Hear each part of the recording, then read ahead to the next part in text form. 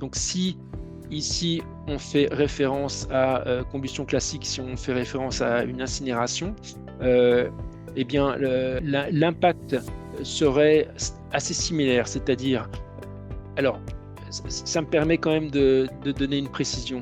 Assez souvent, lorsqu'on pense à l'incinération, on a assez souvent le même commentaire, c'est-à-dire la digestion va convertir de la matière organique en biogaz, donc on aura une boue qui sera moins concentrée en matière volatile, donc ça va affecter négativement l'autothermicité de mon cours d'incinération.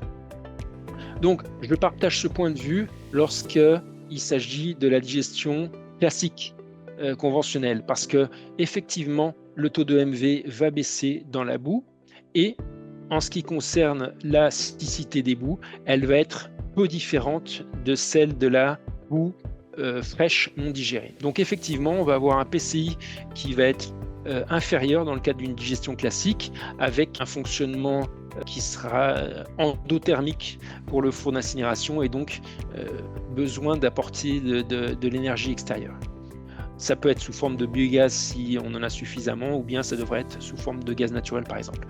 Par contre, lorsque on considère maintenant l'hydrolyse thermique et la digestion, on va effectivement réduire le taux de MV des boues digérées, même encore plus que la boue digérée classique, mais par contre, la grosse différence, c'est que l'acidité des boues, elle, va être augmentée.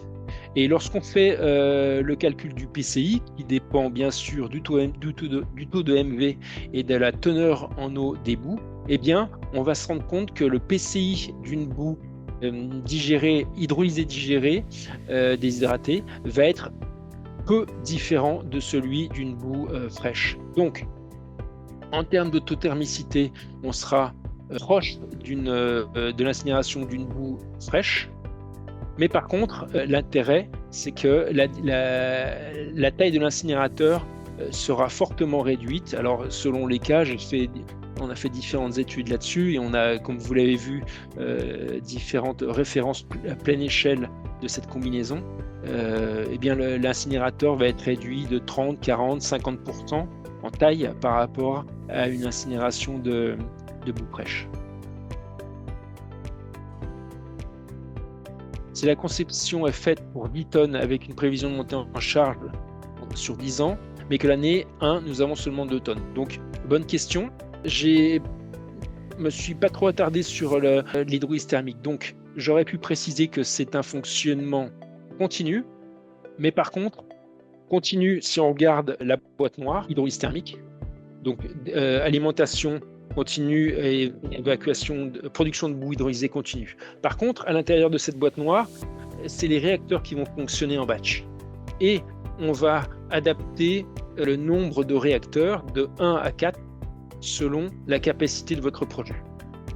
Donc, admettons que vous partiez sur une installation avec de la 10 tonnes, par exemple 10 tonnes de matière sèche par jour. On partirait sur une installation sans doute avec 3 réacteurs. Eh bien, les premières années de fonctionnement, plusieurs façons de traiter seulement 2 tonnes. Donc la réponse c'est oui, on va pouvoir adapter la charge de l'hydrolyse thermique et la descendre à 2 tonnes. Plusieurs façons pour faire ça. Soit on va isoler un ou plusieurs réacteurs et fonctionner uniquement sur, par exemple, 2 réacteurs sur 3 ou 2 réacteurs sur 4. Première façon de faire. Deuxième façon de faire, puisque c'est un fonctionnement en batch, on va allonger la durée de cycle de chacun des batchs. Je pensais notamment à la gazéification hydrothermale, où ça pousse très fort. Nous, on est à disposition pour faire des études de faisabilité. Ces études, dans le cadre de projets clairement identifiés, sont effectuées à titre gracieux, puisque notre objectif, c'est de faire progresser donc cette technologie et de montrer tous les avantages qu'elle peut avoir, comme on l'a fait aujourd'hui.